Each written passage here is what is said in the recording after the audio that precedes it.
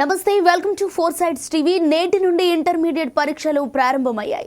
నల్గొండ జిల్లా వ్యాప్తంగా 32 పరీక్షా కేంద్రాలు ఏర్పాటు చేయగా 16,602 మంది విద్యార్థులు పరీక్ష రాయనున్నారు.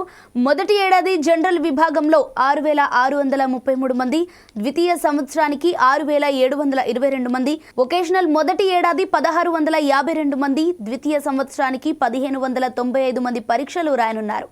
పరీక్షకు హాజరయ్యే విద్యార్థుల కోసం అధికారులు అన్ని ఏర్పాట్లు చేశారు.